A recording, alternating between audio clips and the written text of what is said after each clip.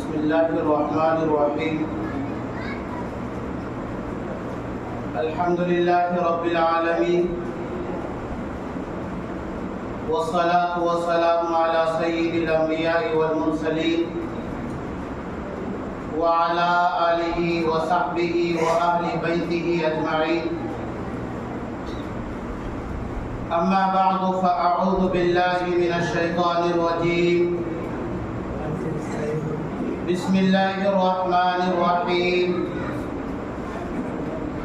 وهديناه النجدين. صدق الله العظيم. اللهم صل على سيدنا محمد في أول كلامنا.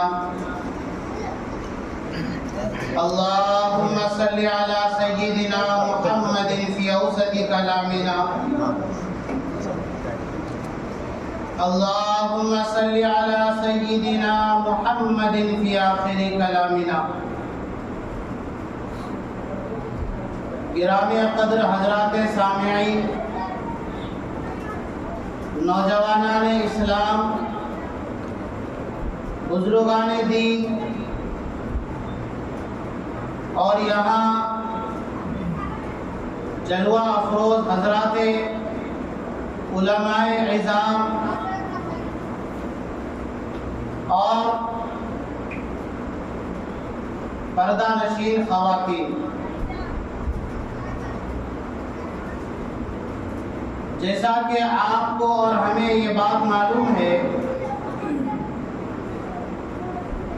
کہ آج کی یہ نشست اور آج کا یہ بامعنی مختصر پروگرام ایک خاص مقصد کے تحت ہے.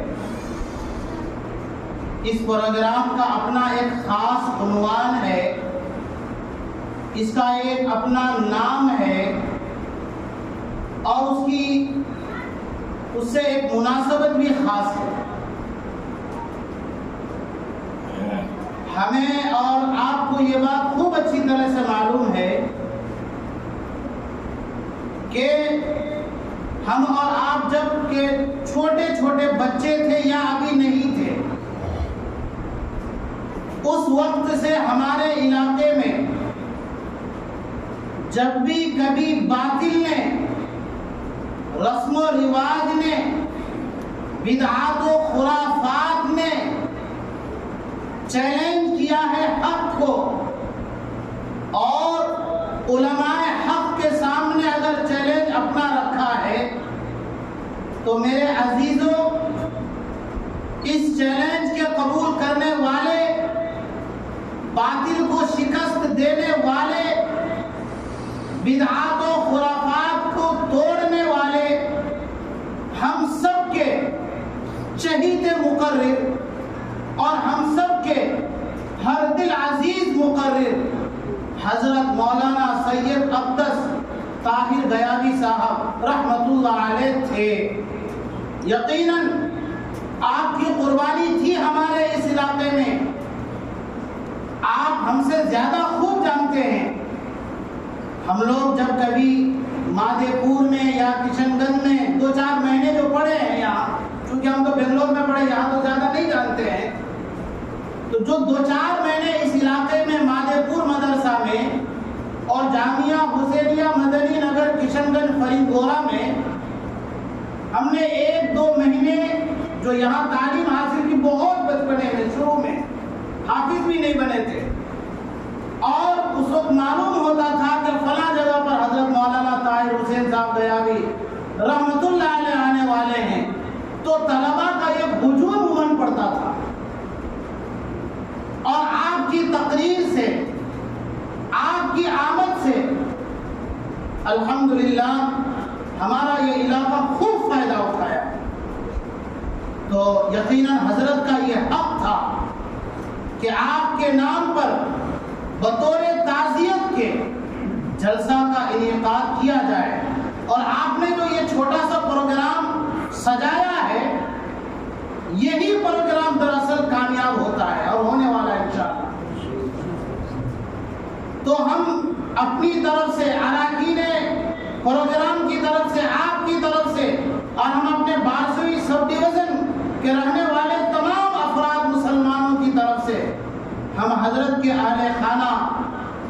جو فرزند ہیں، آپ سے محبت رکھنے والے، آپ سے عقیدت کرنے والے اور آپ کا نام محبت کے ساتھ لینے والے تمام مسلمانوں کی خدمت میں تعزیت مسنونہ پیش کرتے ہیں آج کے اس پروگرام کے ذریعے سے۔ اور ہم یہ کہنا چاہتے ہیں کہ ہم سینیا والے اور ہمارے یہ اساتذہ، ہمارے یہ علماء اور ہمارے یہ اراکین جلسہ حضرت کے اہل خانہ کی خدمت میں یہ کلمات اور یہ تعزیات مسنونہ ہم پیش کریں گے کہ اللہ پاک حضرت کی بال بال مغفرت فرمائے اور آپ کے تمام حسنات کو شرف قبولیت سے نوازے اور آپ کے سیئات کو حسنات سے مبدل فرمائے اور اس امت کے لیے آپ کا بہترین بدل عطا فرمائے۔ میرے عزیزو، آج کے پروگرام کا یہ دوسرا نام ہے شہادت حسین، یاد حسین رضی اللہ تعالی عنہ۔ اس حضرت طاہر گیاوی رحمت اللہ علیہ اور شہادت حسین میں نے ایک مناسبت اور ایک جوڑ پیدا کرنے کی کوشش کی ہے، وہ آپ کے سامنے رکھنا چاہتا ہوں۔ اللہ تبارک و تعالیٰ نے فرمایا وَهَدَيْنَاهُ النَّجْدَيْنِ کہ ہم نے انسانوں کی راہبری رہنمائی کے لیے اور جنت تک جانے کے لیے، حق و باطل کو پہچاننے کے لیے ہم نے دو راستے دیے ہیں۔ ایک راستہ جنت کی طرف چلا جائے گا اور ایک راستہ جہنم کی طرف چلا جائے گا۔ اگر آپ چاہیں تو اسے مان کر کے، حق کے راستے کو مان کر کے جنت کی طرف چلے جائیں، اور اگر آپ چاہیں تو پھر جنت کے راستے کو چھوڑ دیں اور باطل کی طرف چلے جائیں۔ اللہ تبارک و تعالیٰ نے انسان کو یہ اختیار دیا اور بس یہی دو کی لڑائی ہے، جاء الحق و زہق الباطل، کہ حق آتا ہے تو باطل کو جانا ہوتا ہے۔ حضرت آدم علیہ السلام سے انسانیت کی ابتدا ہوتی ہے، جہاں انسانیت کی ابتدا ہوئی ہے وہیں پر یہ دونوں راستے چلے ہیں، ایک طرف حابیل اور ایک طرف قابل ہے۔ حابیل نے حق کے راستے کو اپنایا، جنتی بن گیا، اور قابل نے باطل کے راستے کو اپنایا، وہ جہنمی چل بن گیا۔ اور صرف یہی نہیں، قیامت تک جتنے قتل ہوں گے تمام قتلوں کا جو وبال ہوگا اور جو گناہ ہونے والا ہے کچھ نہ کچھ حصہ قابل کے کھاتے میں جائے گا۔ تو انسانیت کی ابتدا جہاں سے ہو رہی ہے اللہ نے وہیں سے یہ دونوں راستے شروع کر دیے۔ اگر ہم اور آپ یہ کہیں کہ ظلم کی انتہا اور ناحق خون بہانے کی انتہا اگر کسی لڑائی میں اور کسی جنگ میں یا کسی موقع سے ہوئی تو شاید مسلمان یہ نام لے گا کہ میدان کربلا میں ظلم کی انتہا ہو چکی۔ وہاں پر بھی دو راستے تھے، حق اور باطل کا راستہ۔ باطل کے راستے کو عبید اللہ بن زیاد نے اپنایا ہے اور اس کا اوپر یزید نے اپنایا۔ میں تفصیل سے بتاؤں گا کہ عبید اللہ بن زیاد کون، یزید کون، یزید کا ہاتھ ہے یا نہیں ہے حضرت حسین کے شہید کرنے میں، اور اس میں کتنے نام آتے ہیں۔ اگر وقت ملا تو کچھ سوالات میں آپ کے سامنے رکھوں گا، آپ دنگ رہ جائیں گے، چونکہ کچھ حقائق وہ ضروری ہے پیش کرنا۔ تو وہاں پر بھی حق و باطل کا یہ راستہ اور یہ سلسلہ چلا۔ باطل کا جو سردار تھا وہ یزید تھا، اور حق پر گامزن، حق پر چلنے والے حضرت حسین رضی اللہ تعالی عنہ اور آپ کے ساتھ اہل بیت۔ اور پھر ہمارے علاقے میں جب حق و باطل کا آپس میں ٹکراؤ ہوا ہے، بدعات، خرافات، رسم و رواج نے جب علاقے کے علماء کو پریشان کیا ہے تو الحمدللہ ہمارے علماء اور ہماری عوام نے بھی آج کے جلسے کا جو عنوان ہے حضرت مولانا سید طاہر حسین صاحب گیاوی رحمت اللہ علیہ، آپ کو بلایا گیا ہے اور آپ نے یہ قربانی دی ہے اور اس علاقے کو آپ نے اپنی عمر کا ایک اچھا خاصا وقت دیا ہے۔ بتائیے ہم میں اور آپ میں کون ایسا بندہ ہے جس نے بڑے بڑے اشتہاروں میں اور بڑی بڑی جگہوں میں حضرت کا نام نہ دیکھا ہو؟ سب نے دیکھا ہے۔ جب ہم لوگ 6-7 سال کے بچے تھے صرف نام سنا کرتے تھے طاہر گیاوی صاحب آ رہے ہیں۔ جب تھوڑا بہت اردو پڑھنا لکھنا آیا تو جہاں جہاں ہم نے علاقے میں تو کبھی بارسوئی اسٹیشن کے پاس بڑا نام حضرت مولانا سید طاہر حسین صاحب غیاوی دانگولہ کے اسٹیشن میں بڑا نام کہ اتنے تاریخ کو حضرت کا جلسہ ہونا ہے. تو یہاں پر بھی حق و باطل کی جنگ ہوئی ہے. اور اللہ تبارک و تعالیٰ نے ہم تمام سیمانچل اور بالخصوص بارسوئی سب ڈویژن کے ہم تمام مسلمانوں کے لیے حضرت مولانا سید طاہر حسین صاحب غیاوی رحمۃ اللہ علیہ کو ایک نعمت کے طور پر اور ترجمان حق کے طور پر ہمیں اور آپ کو اللہ نے دیا تھا.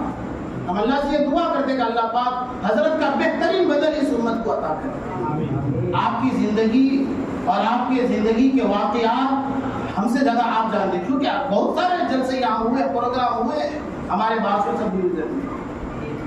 بہر کر میں اپنے دوسرے موضوع کی طرف آ رہا ہوں کہ حق و باطل کی لڑائی ہمیشہ ہوئی ہے.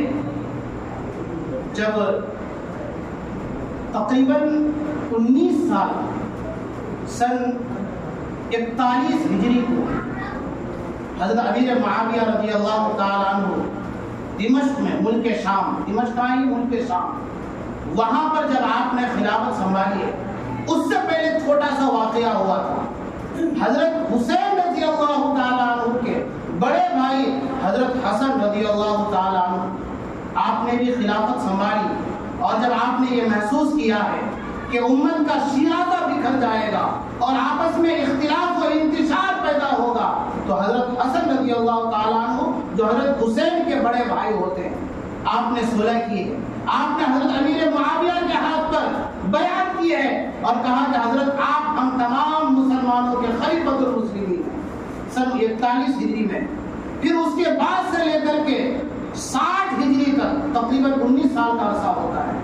حضرت امیر معاویہ رضی اللہ تعالیٰ عنہ ملک شام میں ہیں اور وہاں سے آپ خلافت فرما رہے ہیں اور حکومت کے سارے انتظام کو آپ وہاں سے چلا رہے ہیں. ادھر مکہ سے مدینہ سے بڑے بڑے صحابہ کرام ملک شام جاتے ہیں. حضرت امیر معاویہ سے ملاقات ہوتی ہے, گفت و شنید ہوتی ہے. اور جب بھی حضرت حسین رضی اللہ تعالیٰ عنہ اور حضرت حسن رضی اللہ تعالیٰ عنہ جب بھی کبھی ملک شام جاتے حضرت امیر معاویہ رضی اللہ تعالیٰ عنہ آپ کا خوب اکرام و انعام کرتے اور انعامات سے بھی نوازتے. یہ 19 سال کا یہ پورا عرصہ چلا اس طرح سے. اور اس بیچ میں بہت سارے ایسے واقعات ہوئے ہیں. یزید کے بارے میں آپ ایک جملہ یاد رکھیے گا, کبھی اس کو کافر نہیں بولیے گا. یزید کو کبھی کافر نہیں بولنا ہے. یہ یزید کون ہے؟ یہ یزید وہی ہے جو بدنام ہوا ہے اور حضرت حسین کی شہادت میں اس کا جو ہاتھ ہے کہا جاتا ہے. تو یزید کو کافر نہیں بولنا, یہ عقیدہ بنا ہے کہ یزید کافر نہیں تھا. کافر ہونے کے بارے میں ہمیں کوئی معلوم علم نہیں ہے. جس کے بارے میں کافر ہونے کا میں یہ علمی بات بتا رہا ہوں اور عقیدے کی بات بتا رہا ہوں. جس کے بارے میں کفر کا ہمیں کوئی عطا پتہ نہ ہو اسے کافر نہیں کہنا چاہیے. حضرت مولانا قاسم نانوتوی رحمۃ اللہ علیہ آپ نے فارسی میں ایک خط لکھا ہے اور وہ کتاب کی شکل میں بھی شائع ہو چکی ہے. تذکرہ در اثبات و تحقیق شہید کربلا اس نام سے آپ کی کتاب ہے.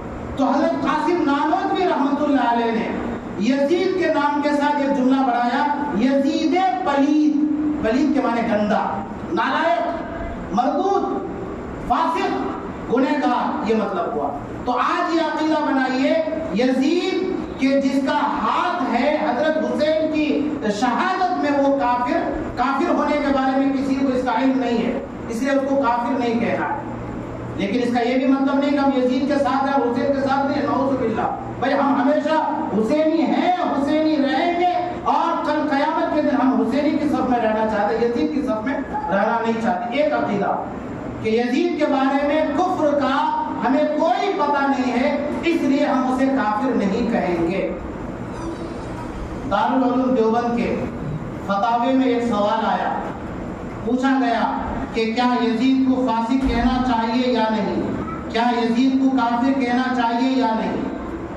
تو دارالعلوم دیوبند کا فتویٰ یہ کہتا ہے کہ بھائی یزید فاسق ہے, یزید گنہگار ہے, یزید گناہ کبیرہ کا ارتکاب کرنے والا, یزید حضرت حسین رضی اللہ تعالیٰ عنہ کی شہادت میں گویا کہ چپ رہنے والا ہے, گنہگار ہے. تو کیا دارالعلوم دیوبند کا فتویٰ میں بتا رہا ہوں، تو دارالعلوم دیوبند کے فتوے میں جواب میں ایک سوال قائم کیا گیا کہ کیا کسی فاسق کو فاسق کہنا فرض ہے، واجب ہے، سنت ہے، مستحب ہے، مباح کیا ہے؟ اگر فرض ہے کریں گے کام، واجب ہے یہ کام بھی ہم کریں گے، سنت ہے یہ کام بھی کریں گے۔ کہا کہ بھائی جب کسی فاسق کو فاسق کہنا واجب بھی نہیں، کسی فاسق کو فاسق کہنا سنت بھی نہیں، مستحب بھی نہیں، تو چپ رہو نا۔ اگر اس نے غلط کیا ہے کل قیامت کے دن اللہ تبارک و تعالیٰ سارے انسانوں کے سامنے دو دو چار کی طرح واضح کر دے گا۔ تو دوسرا عقیدہ حل ہوا کہ یزید فاسق ہے، لیکن ہمارے لیے حکم یہ کہ اپنی زبان چپ رہے۔ اب آئیے شروع یہاں سے، قسطنطنیہ ایک جگہ کا نام ہے، اس وقت اس جگہ کو استنبول کہتے ہیں ترکی میں۔ وہاں پر حضرت امیر معاویہ رضی اللہ تعالی عنہ نے ایک لشکر بھیجا مسلمانوں کا جہاد کے لیے۔ اس لشکر میں کون ہے؟ حضرت ابو ایوب انصاری رضی اللہ تعالی عنہ۔ یہ ابو ایوب انصاری کون ہے؟ یہ حضرت ابو ایوب انصاری رضی اللہ تعالی عنہ وہ صحابی ہیں کہ جس کے گھر میں ہمارے نبی جب ہجرت کر کے مکہ سے مدینہ آئے تو سب سے پہلے جس گھر میں آپ نے قیام فرمایا اور جس گھر کے آپ مہمان بنے وہ ابو ایوب انصاری رضی اللہ تعالیٰ عنہ۔ اب آپ کو سمجھ میں آ گیا کہ ابو ایوب انصاری کون ہے؟ بڑے جلیل القدر صاحب۔ حضرت امیر معاویہ رضی اللہ تعالیٰ عنہ ایک مسلمانوں کا لشکر تیار کرتے ہیں۔ اس لشکر میں حضرت ابو ایوب انصاری ہیں، اس لشکر میں حضرت حسین ہیں، اور اس لشکر میں حضرت حسن ہے، اور اس لشکر کا کمانڈر اور اس لشکر کا سپہ سالار حضرت امیر معاویہ نے یزید کو بنایا۔ اور یزید کی ماتحتی میں، یزید کی سرپرستی میں، کون یزید؟ وہی جس نے حضرت حسین کو شہید کرایا۔ یزید کی ماتحتی میں حضرت حسین ہیں، ابو ایوب انصاری ہیں، اور یہ قافلہ قسطنطنیہ جو ابھی استنبول کے نام سے موجود ہے وہاں پر یہ قافلہ گیا ہے، وہاں پر جنگ کیا گیا، جہاد ہوا ہے اور مسلمانوں کو فتح ملی ہے۔ اس لڑائی میں حضرت ابو ایوب انصاری رضی اللہ تعالیٰ عنہ شہید ہوتے ہیں۔ شہید ہونے سے پہلے حضرت ابو ایوب انصاری رضی اللہ تعالیٰ عنہ وصیت کرتے ہیں کہ میری نماز جنازہ یزید پڑھائے گا۔ اور آپ کی وصیت پر یہاں پر رک کر کے ایک بار پھر میں بتا دوں، یہ واقعات بتا کر کے میں یہ نہیں کہنا چاہ رہا ہوں یزید صحیح تھا، یہ نہیں کہنا چاہ رہا ہوں، میں حقیقت آپ کے سامنے رکھنا چاہ رہا ہوں، تاکہ اگر آپ کسی کے بارے میں کچھ کہیں تو ایسا تو نہیں کہ وہ ملامت کا مستحق نہیں اور آپ ملامت کیے جا رہے ہیں۔ تو یہ میں آپ کی معلومات کے لیے بتا رہا ہوں۔ ابو ایوب انصاری رضی اللہ تعالیٰ عنہ کی وفات شہید ہوتے ہیں، اور یزید وصیت کی ہے حضرت ابو ایوب انصاری، یزید آپ کی نماز جنازہ پڑھاتا ہے، اور اسی جگہ پر آج حضرت ابو ایوب انصاری کی قبر موجود ہے۔ پتہ یہ چلا کہ حضرت امیر معاویہ نے اپنے دور خلافت میں 19 سال، سن 41 ہجری میں آپ ملک شام میں گئے ہیں، اور 60 ہجری میں حضرت امیر معاویہ کی وفات ہوتی ہے۔ یہاں پر یہ بھی سن لیجیے کہ امیر معاویہ کون ہے۔ امیر معاویہ حضرت ابو سفیان کے بیٹے، ابو سفیان اور حضرت ہندا کے بیٹے۔ ہندا کون؟ ہندا وہی عورت ہے جس نے حضرت حمزہ کے کلیجے کو چبایا تھا۔ ایک چیز اور سمجھ لیجیے، ابو سفیان وہی شخص ہے کہ جن کی بیٹی نبی صلی اللہ علیہ وسلم کی زوجہ بنی ہے۔ تو اس رشتے سے دیکھا جائے امیر معاویہ امت کے ماما ہوئے۔ حضرت امیر معاویہ کون؟ ہمارے اور آپ کے اسلامی ماما ہوئے۔ آپ کاتب وحی ہیں۔ جب کلام پاک نازل ہوتا تھا تو کئی صحابہ متعین تھے کلام پاک کو لکھنے کے لیے، تو ہمارے نبی حضرت امیر معاویہ کو بھی بلاتے تھے کہ آؤ اور لکھو کلام پاک کی یہ آیت فلاں سورت کے بعد لکھو۔ حضرت امیر معاویہ کوئی معمولی صحابی نہیں ہے، کبھی زبان صحابہ کے بارے میں نہیں کھولیے گا، ایمان چلا جائے گا۔ حضرت امیر معاویہ ہوئے، امت کے ماما ہوئے، ہندا کے بیٹے ہوئے، بعد میں یہ سب مسلمان ہو چکے ہیں، اس لیے ہمارے لیے سر کے تاج ہیں، اس لیے گالی نہیں دینا ہے، برا بھلا نہیں کہنا صحابہ کے بارے میں۔ اللہ نے کہا وَكُلًّا وَعَدَ اللَّهُ الْحُسْنَىٰ، اللہ کہتے ہیں کہ سب کے لیے حسنہ جنت کا وعدہ ہے۔ جب اللہ نے تمام صحابہ کے لیے جنت کا وعدہ کر دیا، ان تمام صحابہ میں امیر معاویہ ہیں جن کے بیٹے یزید حضرت حسین کی شہادت میں انتہا ہوتا ہے۔ اللہ نے کہہ دیا وَكُلًّا وَعَدَ اللَّهُ الْحُسْنَىٰ، سارے صحابہ ان کے لیے اللہ نے وعدہ کر دیا جنت کا، جس کے لیے یہ اللہ جنت کا وعدہ کرتے تو ہم اور آپ کو. ابھی میں آگے واقعہ بتاؤں گا. ایک نام بتاتا ہوں میں. وہ نام یہ ہے حضرت عمر بن سعد بن ابی وقاص. یہ عمر کون ہے؟ یہ وہی ہے جس نے حضرت حسین کو شہید کیا. یزید تو وہاں تھا نا, کہاں؟ ملک شام میں, اپنے ابا کی گدی میں. اور یہ واقعہ کہاں؟ کربلا میں ہوا ہے, کوفہ کے پاس. یزید نہیں آیا تھا قتل کرنے کے لیے. میں جب واقعہ تفصیل سے بتاؤں گا تو وہ بات آئے گی. تو عمر بن سعد کون ہیں؟ یہ سعد وہ ہیں جن کے بارے میں اللہ کے نبی نے 10 صحابہ کرام کے بارے میں جو جنت کی بشارت دی تھی, جنہیں عشرہ مبشرہ کہا جاتا ہے. تو عشرہ مبشرہ یعنی وہ 10 صحابہ جن کے لیے اللہ کے نبی نے ایک مجلس میں کہا تھا نام لے کر کے یہ جنتی, عمر جنتی, عثمان جنتی. ان میں حضرت سعد بن ابی وقاص کا نام آیا تھا. سعد بن ابی وقاص کا بیٹا عمر, اس نے حضرت حسین کو شہید. بہت کنیکشن بہت خطرناک ہے, اس لیے زبان سوچ سمجھ کر کے کھولیے گا حضرت حسین کے بارے میں یا یزید کے بارے میں یا حضرت امیر معاویہ کے بارے میں. اب آئیے وہاں حضرت سن 60 ہجری میں حضرت امیر معاویہ رضی اللہ تعالیٰ عنہ کی وفات ہوتی ہے. اس سے پہلے حضرت امیر معاویہ نے ایک کام کیا. وہ کام یہ کیا کہ حضرت امیر معاویہ رضی اللہ تعالیٰ عنہ جب دیکھے کہ آپ کی عمر ہو رہی ہے تو آپ نے نظر دوڑایا کہ میرے بعد خلیفہ کون بنے گا, مسلمانوں کا بادشاہ کون بنے گا. تو اس وقت چند صحابہ کرام تھے. حضرت نعمان بن بشیر وہ کوفہ کے گورنر تھے. اسی طریقے سے مدینے میں چند صحابہ کرام تھے. حضرت عمر بن خطاب کے بیٹے حضرت عبداللہ تھے, عبداللہ ابن عباس تھے, حضرت عبداللہ ابن زبیر تھے. اسی طرح سے بڑے بڑے چند صحابہ تھے. تو حضرت امیر معاویہ نے غور کیا یہ عبداللہ ابن عباس, عبداللہ ابن زبیر یا جو چند صحابہ ہیں ان کے پاس پاور نہیں ہے. اب حکومت کرنے کے لیے پاور بھی نہ چاہیے اور پھر تجربہ بھی چاہیے اور جنگ کرنے کا, جنگ جیتنے کا بھی تجربہ چاہیے. یہ جو صحابہ تھے ان کی پکڑ حضرت امیر معاویہ کے اعتبار سے اتنی نہیں تھی جتنی ہونی چاہیے. ہم کسی صحابہ کے بارے میں غلط نہیں کہہ سکتے, پکڑ سکتی تھی, لیکن حضرت امیر معاویہ کے اعتبار سے حکومت کرنے کے لیے جتنی پکڑ ہونی چاہیے یا جتنا مجمع ان کے قبضے میں ہونا چاہیے اتنا مجمع نہیں تھا. اس لیے حضرت امیر معاویہ رضی اللہ تعالیٰ عنہ عمرہ کرنے مکہ آئے ملک شام سے. آپ وہاں خلیفہ خلافت وہاں سنبھال رہے ہیں. ملک شام سے جو عمرہ کرنے مکہ آئے ہیں, یہاں آنے کے بعد آپ نے مدینے کے مسلمانوں سے بیعت کی اس بات پر کہ میرے بعد میرا بیٹا یزید خلیفہ بنے گا. ایک سوال, حضرت امیر معاویہ کیا کر رہے ہیں؟ یزید جو بعد میں حضرت حسین کو شہید کرے گا. جواب یہ کہ حضرت امیر معاویہ کو کیا معلوم کہ میرا بیٹا بعد میں چل کر کتنا ناہنجار بن جائے. اس لیے یہ سب ذہن ابھی صاف کرتے چلے.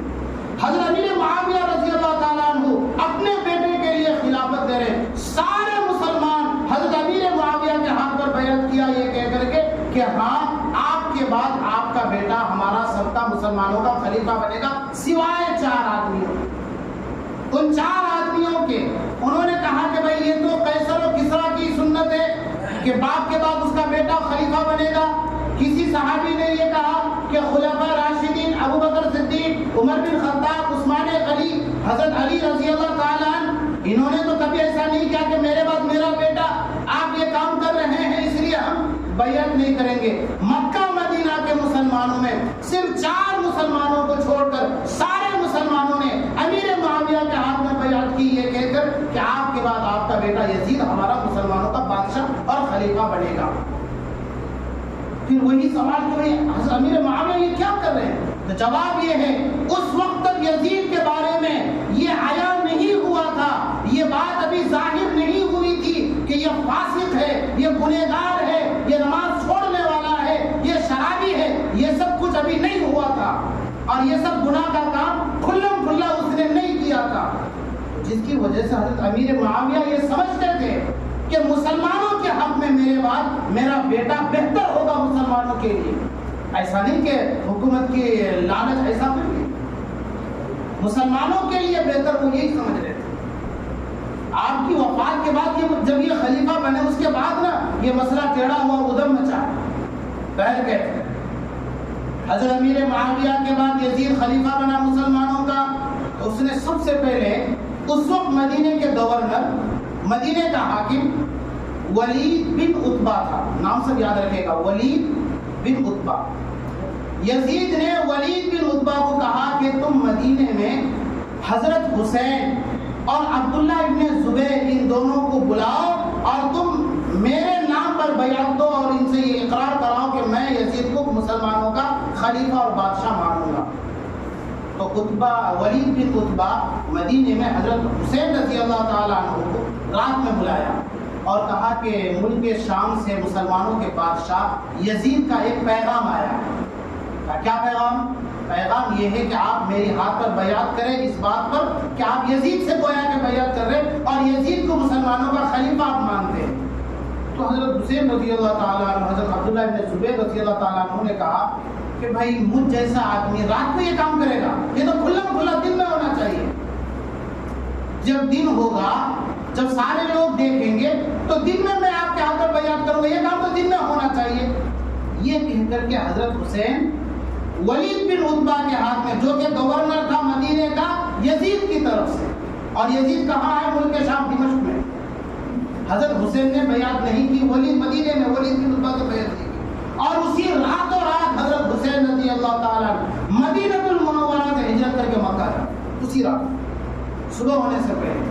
سوچنے کی بات ہے، وہ مدینہ المنورہ جہاں حضور پاک صلی اللہ علیہ وسلم مکہ چھوڑ کر کے مدینہ آئے تھے، امن والا شہر، عزت والا شہر، جہاں پر نبی نے رہنا پسند کیا ہے.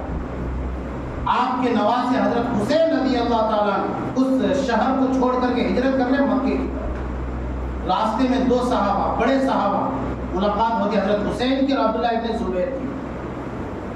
کہاں جا رہے ہیں آپ؟ حضرت عبداللہ ابن عمر، یعنی عمر بن خطاب کے بیٹے حضرت عبداللہ، انہوں نے کہا کہ حسین کہاں جا رہے ہیں آپ؟ میں مدینہ چھوڑ کے مکہ جا رہا ہوں. کیوں؟ یہ واقعہ پیش ہے. حضرت عبداللہ ابن عباس، کہاں جا رہے ہیں آپ؟ کہا کہ مدینہ چھوڑ کے مکہ جا رہا ہوں. کیوں؟ یہ واقعہ پیش ہے. تو حضرت عبداللہ ابن عمر، تو حضرت عمر رضی اللہ تعالیٰ عنہ کے بیٹے، ہمیشہ اس بات پر وہ قائل رہے کہ آپ یزید کا مقابلہ نہیں کریں گے، مت جائیے مکہ، مدینے میں رہیے. یا بعد میں انہی کے مشورے کہنے پر، اور حضرت عبداللہ ابن عمر یہ وہ ہیں جنہوں نے بعد میں حضرت یزید کے ہاتھ پر، حضرت عبداللہ ابن عمر کے بیٹے یزید کے ہاتھ پر بیعت کی. کیوں کیا میں بتاؤں گا. بیعت ہو رہی. حضرت حسین رضی اللہ تعالیٰ مدینہ سے مکہ آتے. اب مکے کا جو گورنر تھا، تاریخ کی کتابوں میں یہ بات میں عمر بن عاص بھی آتا ہے اور ایک دوسرا نام آتا ہے. تو ادھر یزید نے مدینہ کے گورنر سے کہا کہ ان سے بیعت لو. آپ تو راتوں رات مکہ آ گئے. چند دنوں کے بعد خبر ملی یزید کو کہ وہ مکہ چلے گئے ہیں. مکے کے گورنر سے یزید نے کہا کہ انہیں پکڑو. تو حضرت حسین رضی اللہ تعالیٰ عنہ نے کہا کہ مکہ المکرمہ یہ وہ شہر ہے کہ من دخلہ، جو اس شہر میں داخل ہو گیا وہ امن والا ہو گیا. یہاں پر یہاں کے چوٹیوں کو امن ہے، یہاں پر یہاں کے جانوروں کو امن ہے. تو حضرت حسین رضی اللہ تعالیٰ مکہ المکرمہ میں 4-5 مہینہ رہے پورے امن و امان کے ساتھ. اس بیچ میں واقعہ یہ ہوا کہ کوفہ، یہ کوفہ کون سی جگہ ہے جس کو حضرت عمر بن خطاب رضی اللہ تعالیٰ عنہ نے بنایا اور حضرت علی رضی اللہ تعالیٰ عنہ نے بسایا اور آباد کیا. یہ وہ جگہ کوفہ، عراق. وہاں کے مسلمانوں نے حضرت حسین رضی اللہ تعالیٰ عنہ کے نام بے شمار خطوط بھیجے اور کہا کہ حسین آپ آ جائیے کوفہ اور ہم تمام مسلمان آپ کو خلیفہ تسلیم کریں گے، آپ کے ہاتھ پر بیعت کریں گے. بے شمار خطوط آنے لگے. اب حضرت حسین رضی اللہ تعالیٰ مکہ المکرمہ میں جو صحابہ کرام تھے، اس میں حضرت عبداللہ ابن عمر کا بھی نام آتا ہے، عبداللہ ابن عباس کا بھی نام آتا ہے. ان صحابہ کرام سے اور بھی بہت سارے مسلمانوں سے مشورہ کیا کہ بھائی عراق میں جو کوفہ ہے وہاں کے مسلمان، مجھے یہ دیکھیں اتنے خطوط لکھے، سینکڑوں خط ہے اور سب میں یہ لکھا ہوا ہے کہ حسین آپ آئیے ہمارے کوفہ میں، ہم تمام مسلمان آپ کے ہاتھ پر بیعت کریں گے اور آپ کو اپنا خلیفہ تسلیم کریں گے اور یزید کا مقابلہ کریں گے. یزید فاسق ہے، فاجر ہے، گنہگار ہے، وہ اس لائق نہیں ہے کہ اس کو ہم مسلمانوں کا بادشاہ تسلیم کریں، آپ آئیے. تو سارے صحابہ کرام جو اس وقت موجود تھے انہوں نے سمجھایا کہ حسین، اس سے پہلے کوفہ والوں نے آپ کے ابا کو شہید کیا ہے، اس کے بعد آپ کے بڑے بھائی حضرت حسن کو شہید کیا ہے. یہ کوفی بے وفائی والے ہیں, یہ آپ کے ساتھ وفا نہیں کریں گے. آپ کے ابا کے ساتھ دھوکہ کیا ہے, آپ کے بڑے بھائی حسن کے ساتھ دھوکہ ہوا ہے, مت چاہیے آپ کوفہ. لیکن اتنے سارے خطوط اور سب خطوں میں یہ لکھا ہوا ہے کہ حسین اگر آپ نہیں آتے ہیں اور کل قیامت کے دن اللہ کا دربار ہوگا تو قیامت کے دن ہم یہ کہیں گے کہ حسین کو ہم نے اپنا خلیفہ ماننا چاہا لیکن حسین یہاں پر نہیں آئے. یہ سارے خطوط دکھائے. اس کے بعد یہ مشورہ طے ہوا کہ حضرت حسین سے کہ آپ ایسا کریں. حضرت حسین کے ایک چچا زاد بھائی تھے حضرت مسلم بن عقیل. کہا کہ ایسا کرو کہ اس کو بھیجو کوفہ, یہ وہاں جائیں گے, وہاں دیکھیں گے, وہاں کے لوگوں سے ملیں گے اور وہاں کیا رپورٹ ہے وہ ساری رپورٹ یہاں دیں گے. پھر حضرت مسلم بن عقیل حضرت حسین کے چچا زاد بھائی اگر یہ کہیں گے کہ ہاں آئیے تب آپ کو جانا ہے ورنہ نہیں جانا ہے. حضرت مسلم بن عقیل گئے. جیسے ہی حضرت مسلم بن عقیل اپنے 2 بیٹوں کے ساتھ وہاں پہنچے ہیں کوفہ تو 18,000 لوگوں نے حضرت مسلم بن عقیل کے ہاتھوں پر بیعت دی, یہ کہہ کر کے کہ یہ بیعت ہم حسین کے نام پر کر رہے ہیں, آپ بلائیے ہم انہیں اپنا خلیفہ تسلیم کریں گے. اور وہاں کا جو گورنر تھا ایک صحابی رسول ہے حضرت نعمان بن بشیر. آپ یاد رکھیں نعمان بن بشیر یہ صحابی رسول جنہوں نے رسول کی صحبت پائی. تو حضرت حسین کو یہ بھی کہا گیا کہ 1,00,000 جنگجو آپ کے لیے تیار ہے. 1,00,000 یعنی 1,00,000 فوجی آپ کے لیے اور 18,000 پبلک ہے, آئیے آپ کے ہاتھوں بیعت کریں گے. یہ خط حضرت مسلم بن عقیل نے بھیجا. حضرت حسین کو جب یہ خط ملا تو آپ نے دکھایا مکے کے مسلمانوں کو کہ دیکھو مسلم بن عقیل ہمارا آدمی, میرا بھائی, وہ گیا, اس کے ہاتھ پر لوگوں نے بیعت کیے, اب تو مجھے جانا ہی چاہیے. تو کہا کہ ٹھیک ہے, جب اتنے خطوط آ گئے اور آپ نے گراؤنڈ رپورٹ لے لی, اس میں بھی 100% سچے معلوم ہو رہے ہیں, اب تو آپ کو جانا ہی ہوگا. حضرت حسین رضی اللہ تعالیٰ عنہ کو, اپنے خاندان کو اور اپنے بیٹوں کو, بیوی, سب کو لے کر کے نکلے. اب اس بیچ میں کیا ہوتا ہے, یزید کو خبر لگتی ہے کہ کوفہ کے جو گورنر ہے نعمان بن بشیر جو کہ صحابی رسول ہیں, انہوں نے مسلم بن عقیل کے ہاتھ پر بیعت دی ہے. فوراً کوفہ میں یزید نے بصرہ کا جو گورنر تھا اس کا نام ہے عبید اللہ بن زیاد, یہ ہے اصل حضرت حسین کے شہید کرنے میں سب سے بڑا ہاتھ رکھنے والا. اور اس سے اوپر ایک اور ہے جس کا نام ہے شمر, وہ میں بتاؤں گا آگے.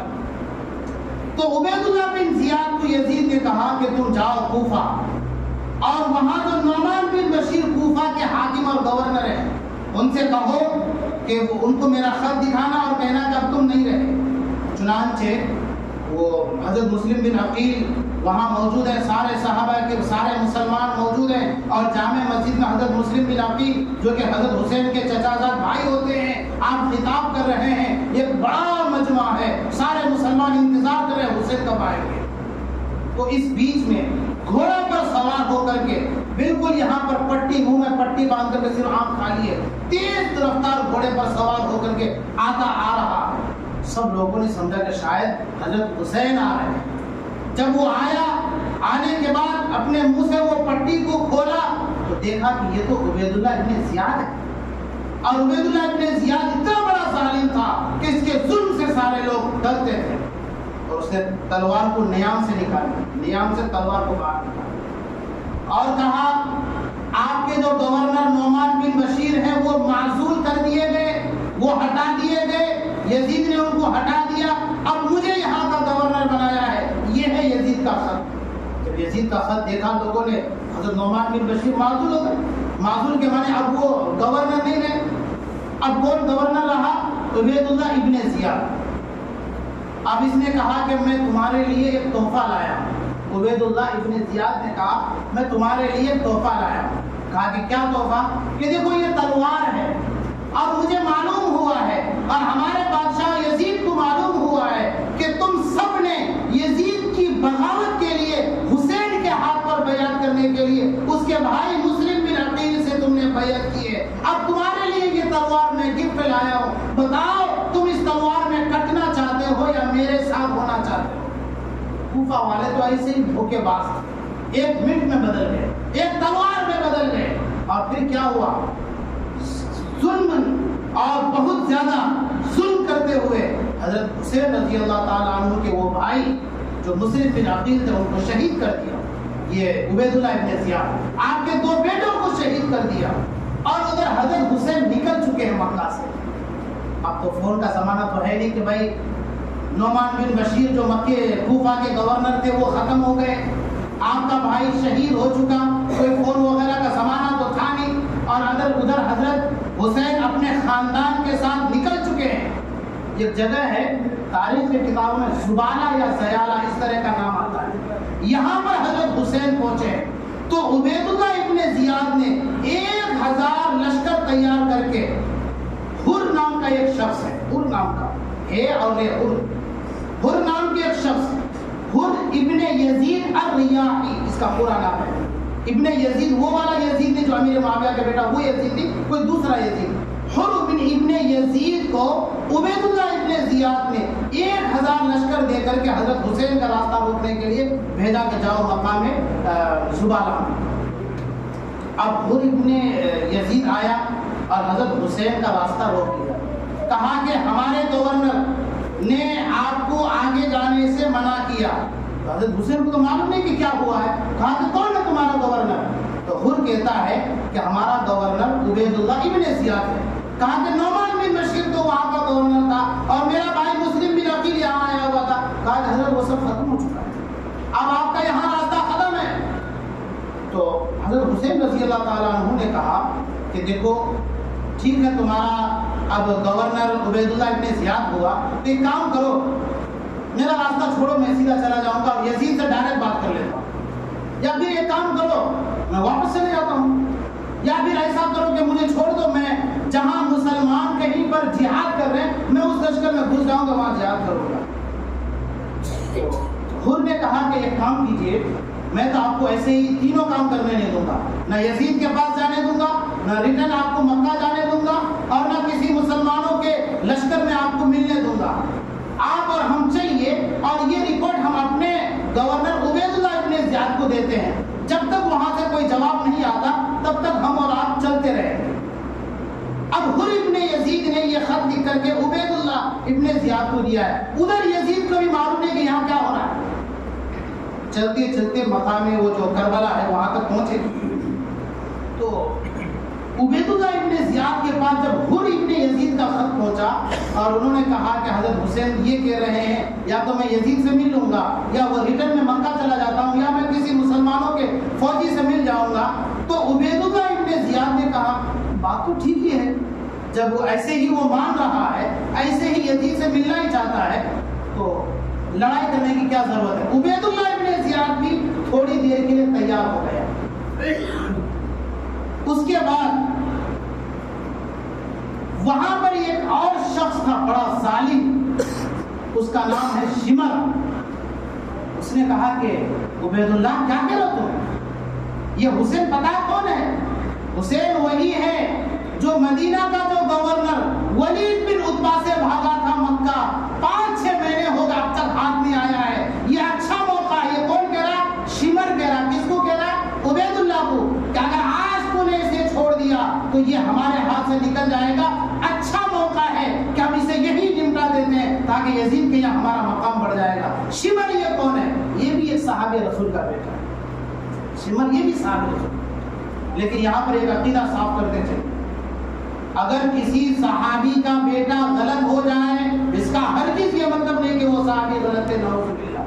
آپ اس سے پہلے واقعہ دہرائیے, طوفان نوح آیا اور حضرت نوح علیہ السلام کا بیٹا غرق ہو رہا ہے. حضرت نوح کہہ رہے کہ آجا میرے بیٹے, ایمان لے آجا اور میری کشتی میں سوار ہو جا, بچ جائے گا. نوح کے بیٹے نے کہا کہ میں نہیں آؤں گا, میں پہاڑ پہ چڑھ جاؤں گا, پہاڑ کے اوپر درخت ہے وہاں چڑھ جاؤں گا. پھر کیا ہوا؟ پانی بڑھتے بڑھتے جب وہ غرق ہونے لگا, حضرت نوح علیہ السلام بیٹے کی محبت مانگ کر کے اللہ سے دعا کی, اللہ یہ میرا بیٹا ہے اور آپ نے وعدہ کیا ہے کہ آپ کے گھر والوں کو بچاؤں گا. اللہ یہ میرا بیٹا ڈوب رہا ہے, آپ اپنے وعدے میں کبھی کچے نہیں ہوتے, اللہ اس کو بچا لیجیے. کیا کہا قرآن نے؟ اللہ نے کیا کہا؟ کہا کہ انہو لیس من اہلک انہو عمل غیر صالح. اس طرح کے بارے الفاظ ہو سکتا ہے آگے پیچھے ہو. اللہ نے کہا کہ یہ تمہارا گھر والا نہیں ہے, اس کا عمل صالح لوگوں والے نہیں ہیں، یہ بے ایمان ہے۔ نبی کا بیٹا غرق ہو رہا ہے، نبی کا بیٹا بے ایمان ہو رہا ہے، تو نبی کے بیٹے کے بے ایمان ہونے کی وجہ سے نبی پر کچھ فرق نہیں پڑتا ہے۔ ٹھیک اسی طریقے سے شمر ظالم ہے، اور حضرت حسین کے شہادت میں سب سے بڑا ہاتھ اس شمر کا ہے، وہ صحابی رسول کا بیٹا ہے۔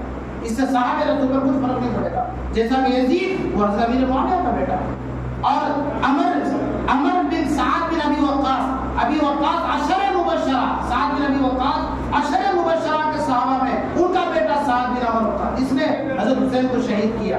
اس کے شہید کرنے کی وجہ سے حضرت سعد بن ابی وقاص پر کوئی عاشق نہیں۔ اب آئیے، تو شمر نے کہا کہ عبید اللہ کیا کہہ رہا ہے، چھوڑ دے گا تو حسین کو؟ مدینے سے ولید بن عتبہ کو ایسے ہی کہہ کر کے بھاگا تھا، مت چھوڑ۔ تو اس نے کہا کہ پھر کیا ہونا چاہیے؟ ایک کام کرو، یہ جو عمر بن سعد بن ابی وقاص، سعد بن ابی وقاص عشر مبشرہ صحابی، ان کا بیٹا عمر بن سعد، تو عبید اللہ ابن زیاد نے عمر بن سعد کو 4000 لوگوں کا لشکر دے کر کے حضرت حسین کے ساتھ قتال کے لیے روانہ کیا۔ اب ادھر سے حضرت عمر بن سعد بن ابی وقاص 4000 لوگوں کا لشکر لے کر کے کوفہ سے آ رہے ہیں، اور 1000 کا لشکر ہر کے ساتھ ہے، جس کو پہلے بھیجا تھا عبید اللہ نے۔ اب یہاں پر حضرت حسین 72 لوگوں کے ساتھ ہیں، ان میں کچھ زیادہ تر تو آپ کے گھر والے ہیں آلے پہ، اور کچھ راستے میں آپ کے ساتھ ہو گئے تو وہ لوگ ہیں مسلمان۔ اب 5000 کا لشکر سامنے ہے، اور یہاں پر 72 لوگ ہیں۔ حضرت حسین نے اپنے ماننے والے سے کہا کہ بھائی دیکھو، مسلم بن عقیل یہ میرا چچا زاد بھائی ہے، میں تو اب واپس نہیں جاؤں گا، میں اپنے بھائی کے خون کا بدلہ لوں گا۔ تم مسلمان میری محبت میں میرے ساتھ آئے ہو، چاہو تو یہاں سے واپس چلے جاؤ، چاہو تو میرے ساتھ رہو۔ تو کچھ مسلمان واپس ہو، بچے کل 72 لوگ، زیادہ تر آپ کے گھر والے تھے، آپ کی بیوی، آپ کی بہن، اور آپ کے بیٹے بیٹیاں، یہ سب۔ تو حضرت حسین رضی اللہ تعالیٰ عنہ نے پھر مشورہ کیا اپنے گھر والوں سے کہ کیا کرنا چاہیے۔ سب نے کہا کہ حضرت علی حیدر کرار کی ہم اولاد ہیں، لہذا واپس نہیں ہوں گے، مسلم بن عقیل کا بدلہ لیں گے، خون کا بدلہ ہم لیں گے۔ اور حضرت حسین کے ساتھ مسلم بن عقیل کے اور بیٹے ساتھ میں ہیں، 2 بیٹے 2 شہید ہو گئے۔ انہوں نے کہا کہ نہیں، ابا کا ہم بدلہ لیں گے۔ جب یہ آپس میں مشورہ ہوا، قافلہ آگے بڑھا، اب وہاں پر 5000 کا قافلہ ہے۔ پھر بات وہی ہوئی کہ بھائی ایک کام کرو، مجھے یزید سے ملنے دو، یا واپس ہو جانے دو، یا مسلمانوں کے لشکر میں مل لوں گا۔ تو کوئی بات نہیں بن پڑی۔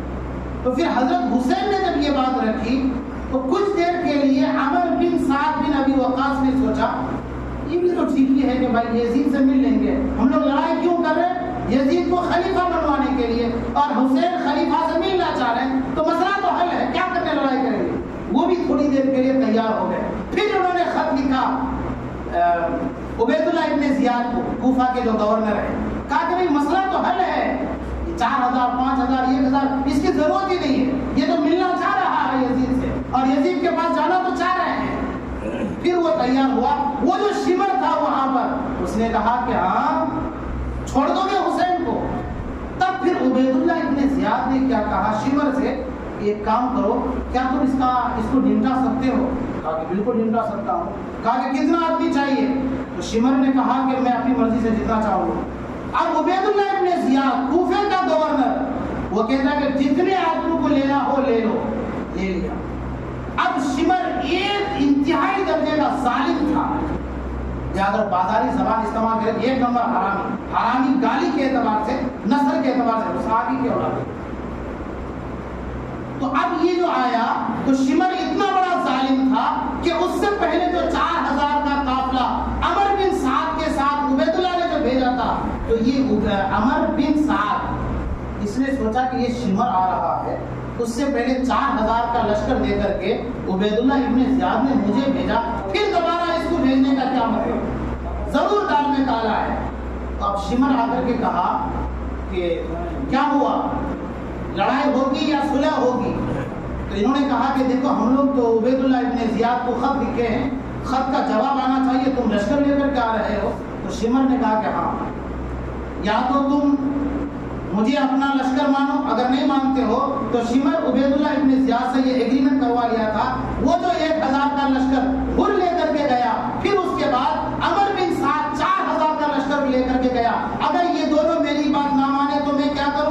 عبید اللہ نے کہا تھا کہ دونوں کو اڑا دینا، قتل کر دینا۔ یہ چیز یہ لوگ جانتے تھے کہ یہ بڑا ظالم ہے، تو یہ لوگ مان گئے اسے، ٹھیک ہے بھائی ابھی آپ ہی ہمارے گورنر۔ اب جو ہے یہ سارا اب شمر گویا کہ کوفہ والوں کی طرف سے یا یوں کہیے کہ باطل کی طرف سے وہ کمانڈر طے ہوا۔ اب یہ سارا سسٹم دیکھ رہے ہیں اور حر دیکھ رہے ہیں جو پہلے 1000 کا لشکر لے کر آئے، دل میں ترس آیا، رحم پیدا ہوا، اور 3-4 دن ہو گئے ہیں اہل بیت چھوٹے چھوٹے معصوم بچے ہیں، ان کا پانی بند ہو چکا میدان کربلا میں، یہ شمر اور یاور کے ساتھ۔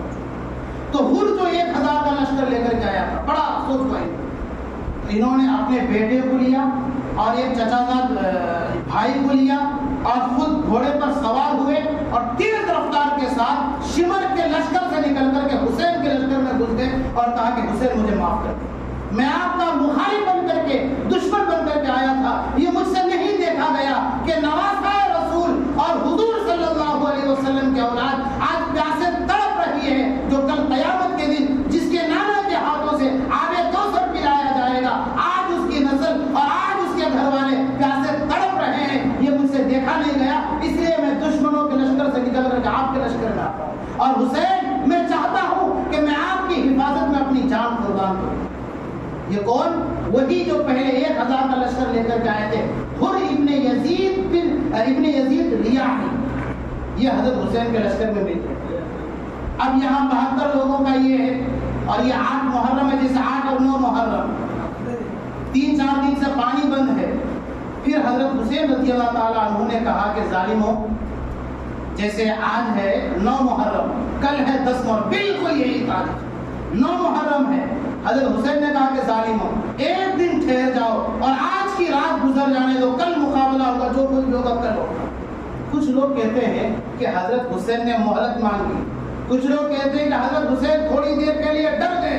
میرے عزیز اور ڈرے نہیں، مہلت نہیں مانگے، بلکہ حضرت حسین نے ظالموں کو اپنا ظلم پیشانی پر مارنے کے لیے دن کا موقع دیا کہ مار لو ٹھپا، لکھ لو اپنی مقدر میں اپنی قسمت میں کہ تم ظالم ہو۔ اب یہ پوری رات 9 محرم، جیسے یہ 9 محرم ہے، کل 10 محرم، اس سے پہلے جو یعنی کہ اسلام میں تو رات پہلے جاتی ہے، تو آج ابھی 10 محرم شروع ہو گیا، نہیں 9 محرم، 10 محرم سنیچر کو ہے، بالکل یہی رات 9 محرم کی رات، سنیچر کو 10 محرم ہے، بالکل اسی رات کو حضرت حسین مشورہ کرتے گھر میں پھر ایک بار کہتے ہیں کہ دیکھو میرا اور یزید کا مسئلہ نہ صرف میرا اور ان کا ہے، تم لوگ چاہو تو یہاں سے مدینہ مکہ جا سکتے ہو، کوئی تمہیں روک نہیں سکتا۔ ایمان دیکھیے، جوش اور جذبہ دیکھیے، اور ان کا حوصلہ دیکھیے، کہا کہ جو 5000 کا لشکر اور شمر کا اپنا الگ لشکر، کوئی تمہیں روک نہیں سکتا ہے، مسئلہ میرا اور یزید کا، تم لوگ اگر جانا چاہو جا سکتے ہو واپس۔ سب نبی کے گھر والوں نے کہا کہ حسین ہم واپس نہیں جا سکتے۔ حضرت مسلم بن عقیل کے 2 بیٹے حضرت حسین کے ساتھ تھے، کہا کہ میرے بھتیجے آپ کے ابا کا خون ہوا ہے، میں بدلہ لوں گا، تم چاہو تو واپس چلے جاؤ۔ کہا کہ حسین چاچو آپ کیا کہہ رہے ہیں؟ کل قیامت کے دن اور رہتی دنیا تک امت یہ کہے گی کہ حضرت حسین کو ان کے بھتیجوں نے دھوکہ دیا یا چھوڑ دیا، چاچو آپ کے ساتھ ہم بھی قربانی ہونے کو تیار ہیں۔ کوئی نہیں دیا، رات عبادت میں، سجدوں میں اور اللہ کو منانے میں گزر گئی۔ صبح ہوئی ہے، ظہر کا وقت ہوا ہے، اب لڑائی شروع ہو رہی، بلکہ شروع ہے۔ حضرت حسین رضی اللہ تعالیٰ عنہ کے 3 بیٹے، علی الاکبر، علی الاصغر اور علی الاوسط۔ علی الاکبر حضرت حسین کے بڑے بیٹے، علی الاوسط حضرت حسین کے بیچ والے بیٹے جن کا نام امام زین العابدین ہوا، جو اس میدان کے غازی ہوئے، غازی کے معنی زندہ بچنے والے، اور ایک علی الاصغر حضرت حسین کے سب سے ننھے منھے چھوٹے بیٹے جن کو حضرت حسین کے ہاتھ پر شہید کیا گیا۔ یاد آ رہا نا وہ مضمون، وہ واقعہ کہ پانی کے لیے ترس رہے تھے، دشمنوں نے تیر ماری، یہ سب سنے ہوئے نظموں وغیرہ۔ تو حضرت علی الاکبر شہید ہو گئے، حضرت علی الاصغر حسین کے چھوٹے بیٹے وہ بھی شہید ہو گئے، اور ادھر حضرت علی کے 9 بیٹے شہید ہوئے۔ حضرت علی کے 9 بیٹے، حسین بھی حضرت علی کے بیٹے ہیں، یعنی حضرت علی کے حضرت حسین کے سوتیلے اور بھائی تھے۔ ایک بھائی کا نام ابو بکر، ایک بھائی کا نام عثمان، ایک بھائی کا نام علی، یہی سب نام۔ تو اس طرح سے حضرت علی کے 9 بیٹے میدان کربلا میں شہید ہوئے۔ لیکن افسوس تاریخ بتانے والے صرف ایک بیٹا حسین کا تذکرہ کرتا، باقی 9 بیٹے کا کوئی تذکرہ نہیں۔ اس میں بھی سازش ہے۔ سازش اس لیے ہے کہ جو شیعہ لوگ ہیں یا حسین جو کرتے ہیں، ان کو عمر سے چڑ ہے، ابو بکر سے چڑ ہے، عثمان سے چڑ ہے، اور حضرت علی رضی اللہ تعالیٰ عنہ نے اپنے بیٹوں کا نام علی، اپنے بیٹوں کا نام ابو بکر، اپنے بیٹوں کا نام عثمان اور اپنے بیٹوں کا نام عمر رکھا ہے۔ کیوں؟ حضرت علی یہ نام رکھ کر کے بتانا چاہ رہے ہیں کہ میری محبت تمام خلفائے راشدین کے ساتھ ہے۔ اب اگر یہ شیعہ لوگ ان تمام حضرت علی کے ان بیٹوں کا نام لیں گے تو پھر حضرت عمر شہید ہوئے، عمر ابن علی، عثمان ابن علی، ابو بکر ابن علی، یہ سب جو نام لیں گے تو شیعہ لوگ جو کہتے ہیں علی اور عمر میں دشمنی تھی، یہ دشمنی تو ختم ہو جائے گی، اس لیے یہ سب نام نہیں لیتے، خالی حسین کا نام لیتے۔ حضرت علی رضی اللہ تعالیٰ عنہ کے 9 بیٹے میدان کربلا میں شہید ہوئے، اس کے علاوہ اور مسلمان شہید ہوئے، اس کے علاوہ حضرت علی حسین کے بڑے بیٹے شہید ہوئے، چھوٹے بیٹے شہید ہوئے، بیچ والا بیٹا حضرت امام زین العابدین جو علی الاوسط ہے یہ شہید نہیں ہوئے، یہ غازی ہوئے۔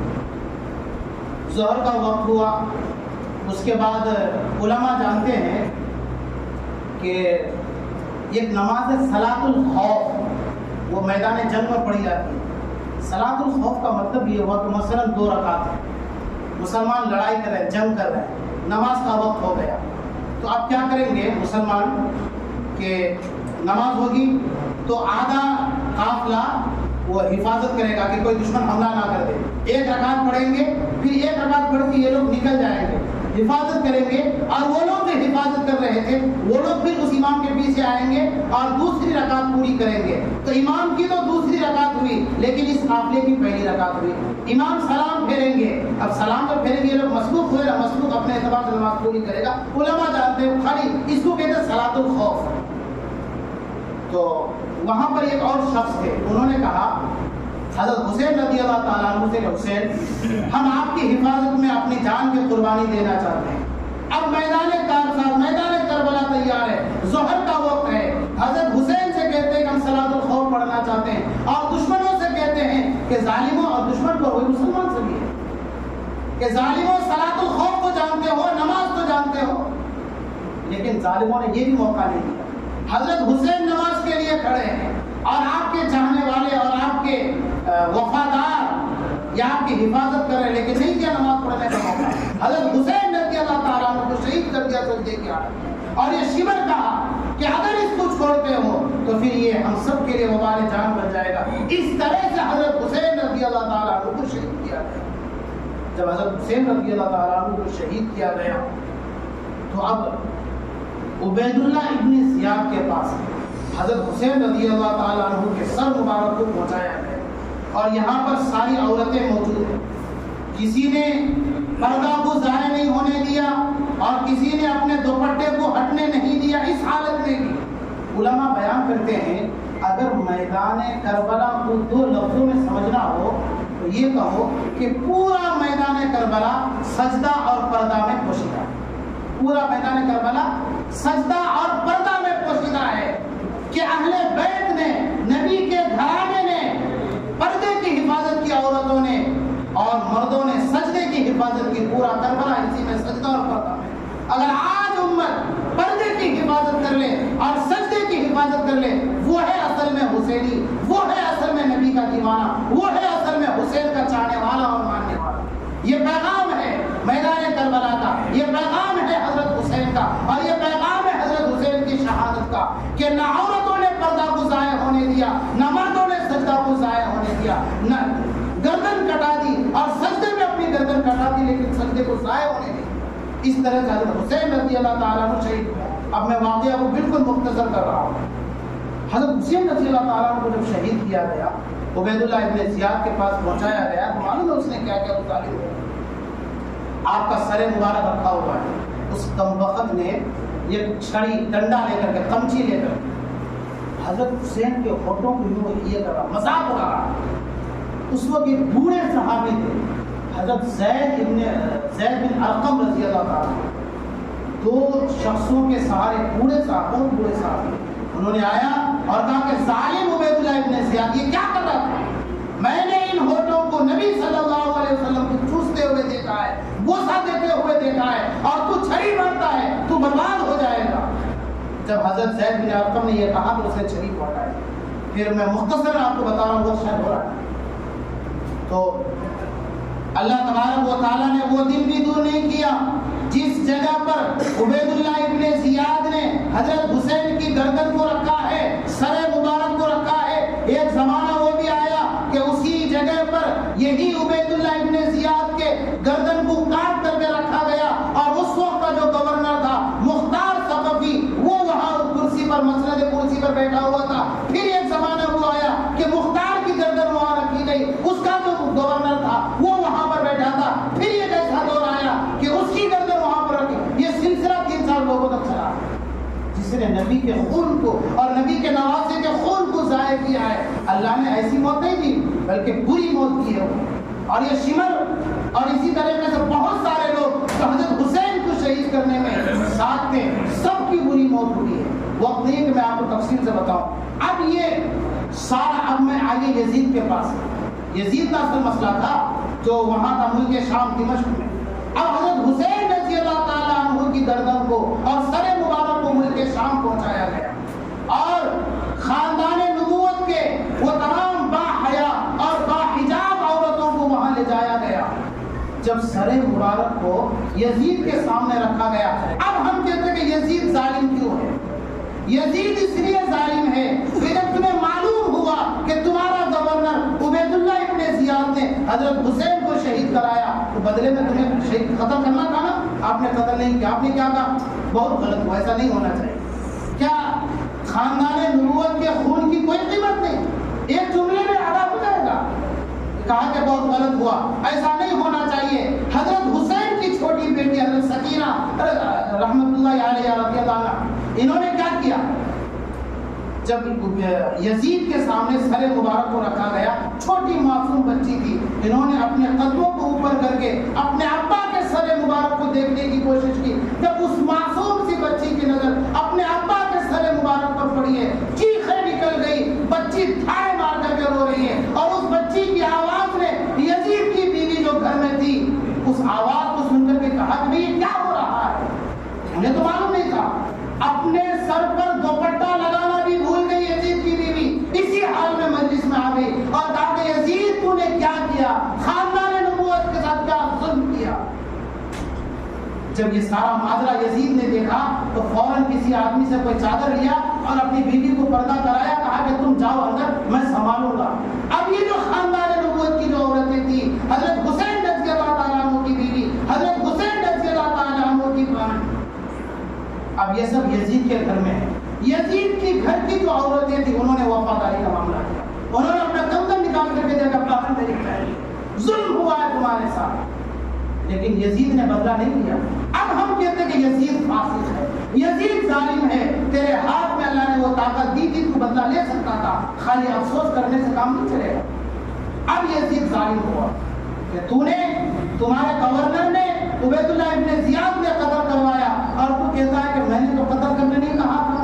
ٹھیک ہے، قتل کرنے نہیں کہا تھا، جب قتل کر دیا تو بدلہ کیوں نہیں لیا؟ بدلہ نہیں لیا اس نے، وہ تو اللہ نے دکھایا دنیا۔ یہاں یزید ظالم ہوا۔ پھر اس کے بعد حضرت حسین رضی اللہ تعالیٰ عنہ کے بیچ والے بیٹے علی الاوسط، جن کا نام زین العابدین، یہ اس وقت چھوٹے بچے تھے۔ کسی نے کہا، مذاق اڑایا، اور یزید نے بھی، وہ چھوٹے بچے کھیل رہے تھے، تو یزید نے کہا کہ کیا میرے بیٹے کے ساتھ کشتی کرو گے؟ ہوتا نا بچہ بچہ آپس میں کشتی کرتے ہیں، کشتی کرو گے؟ تو حضرت حسین رضی اللہ تعالیٰ عنہ کے بیٹے زین العابدین، جس کو علی الاوسط کہہ رہا ہوں میں، انہوں نے کہا کہ ہاں میں تمہارے بیٹے کے ساتھ کشتی کروں گا، لیکن شرط یہ ہے کہ تم بھی اپنے بیٹے کو ہاتھ میں چھری اور تلوار دو، میں بھی اپنے ہاتھ میں تلوار دوں گا، اب کشتی ہو۔ تو ظالموں نے کہا کہ سانپ کا بیٹا سانپ ہوتا ہے۔ ہم کہتے ہیں کہ یہاں یزید ظالم ہے، تم نے مذاق اڑایا خاندان نبوت کا، لیکن یہاں پر دیکھو علی کے بیٹے کا کیا شجاعت، چھوٹا معصوم بچہ کیا کہتا ہے، بادشاہ کے سامنے کہتا ہے کہ لڑائی کروں گا، کشتی کروں گا، شرط یہ کہ میرے ہاتھ میں ایک تلوار دو، تم اپنے بیٹے کے ہاتھ میں تلوار دو، پھر کشتی ہو۔ اور صرف اتنا ہی نہیں ہوا، کہا کہ اس کو بھی قتل کرو، اس کو بھی شہید کر دو، زین العابدین کو، جن سے نسل چلی ہے۔ ہمارے اور آپ کے سامنے حضرت مولانا قاری سید نعمت اللہ صاحب سید گھرانے سے نسل چلی ہے ان سے، کسی نے کہا کہ اس کو بھی شہید کرو۔ تو حضرت فاطمہ کی جو بیٹی ہے زینب رضی اللہ تعالی عنہ، حضرت حسین کی بہن، زین العابدین کی پھوپھی جان، انہوں نے کہا کہ ظالم، کیا نبوت کے نسل اور نبوت کے گھرانے کو ختم کرنا چاہتے ہو؟ یہ ہم عورتوں کا رکھوالا بنے گا، ہمارا محافظ بنے گا۔ تو معلوم ہے اس چھوٹے معصوم سے بچے نے کیا کہا؟ کہا کہ یزید، اگر تو اس بات کی گارنٹی دیتا ہے کہ میرے گھروں کی ان عورتوں کی پردے کی حفاظت ہوگی، تو اگر تجھے تیرے ظلم کو، میرے گردن کو کاٹ کر کے سکون ملتا ہے تو کاٹ دے میرے گردن کو، لیکن اس بات کی ضمانت اور گارنٹی دے کہ خاندان نبوت کی عورتوں کے پردے کی حفاظت ہونی چاہیے۔ کیا شجاعت و بہادری کا مظاہرہ پیش کیا۔ یہ ہے خاندان نبوت کی قربانی، اور یہ ہے علی الاوسط کی قربانی۔ پھر کیا ہوا میرے عزیز و نوجوان ساتھیوں؟ پھر اس کے بعد تاریخ میں مختلف واقعات اور مختلف باتیں ملتی ہیں۔ بعض تاریخ میں اس طرح سے ہے کہ یزید نے حضرت حسین رضی اللہ تعالی عنہ کو، آپ کے سر مبارک کو مدینہ المنورہ بھیجا، اور امام زین العابدین رحمۃ اللہ علیہ نے، انہوں نے اپنے ابا کے اس سر مبارک کو حضرت فاطمہ رضی اللہ تعالی عنہ کے قدم مبارک میں دفن کیا، وہاں پر قبر بنائی۔ اور بعض روایتوں میں یہ بات ملتی ہے کہ نہیں، بلکہ وہیں پر آپ کی قبر مبارک بنائی، کہ بیٹھ کر تاریخ مختلف ملتی ہے۔ لیکن میرے عزیزو، یہ ہے داستان ظلم، اور آپ کو ظلمن شہید کیا گیا۔ میرے عزیزو، اگر وہ ہوتا اور بھی بہت ساری باتیں ہیں، اب میں صرف 2-3 سوال آپ کے سامنے رکھ کر کے اس کا جواب دے کر کے اپنی بات میں ختم کر لوں گا، چونکہ اذان ہو چکی ہے اور نماز بھی پڑھ دی۔ سوال یہ ہے کہ حضرت امیر معاویہ رضی اللہ تعالی عنہ یزید کو خلیفہ بنائے۔ دوسرا سوال یہ ہے، حضرت عمر بن خطاب کے بیٹے حضرت عبداللہ ابن عمر یزید کے ہاتھ پر بیعت کیوں کیے، حضرت حسین کیوں نہیں بیعت کیے؟ یہ علمی جواب ہے، اس کو سمجھ لیجئے اور اچھی طرح سمجھیے، عقیدے کا مسئلہ اس سے جڑا ہوا ہے۔ میں نے پہلے سوال کا جواب تو دیا کہ حضرت امیر معاویہ کی نظر میں کوئی اس لائق نہیں تھا جو حکومت کو سنبھال سکے، اس لیے حضرت امیر معاویہ نے یہ کام کیا، گویا کہ آپ سے چوک ہو گئی، خطا ہو گئی، بس اتنا ہی۔ دوسری بات، حضرت عمر بن خطاب کے بیٹے حضرت عبداللہ ابن عمر یزید کے ہاتھ پر بیعت کیوں کیے؟ اس کا جواب یہ ہے، حضرت عمر بن خطاب کے بیٹے عبداللہ ابن عمر رضی اللہ تعالیٰ عنہ نے یہ سمجھا کہ اگر اس کے ہاتھ پر بیعت ہم نہیں لیتے ہیں تو امت کا شیرازہ بکھر جائے گا، فتنہ ہو جائے گا اور انتشار برپا ہوگا اور مسلمانوں کا ناحق خون ہوگا۔ اس وجہ سے یہ فتنے کو دبانے کے لیے حضرت عبداللہ ابن عمر یعنی عمر بن خطاب کے بیٹے یزید کے ہاتھ پر بیعت کی۔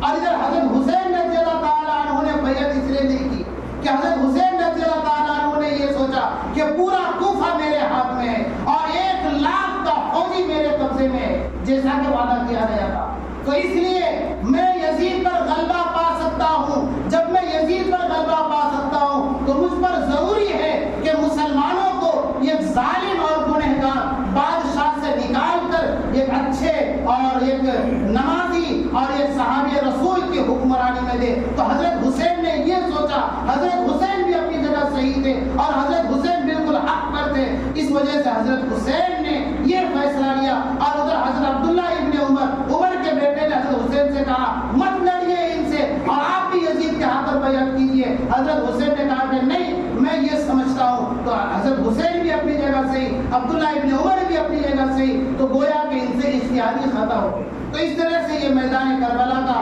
واقعہ پیش آیا اور اس طریقے سے حضرت حسین رضی اللہ تعالیٰ عنہ کی یہ مظلومانہ شہادت ہوئی۔ دعا کیجیے کہ اللہ تبارک و تعالیٰ ہمیں اور آپ کو سیرت حسین اپنانے کی توفیق عطا فرمائے اور ہمیں صحیح اور حق اور سچ تاریخ جاننے کی اور سمجھنے کی توفیق عطا فرمائے۔ آمین۔ وآخر دعوانا الحمد للہ رب العالمین۔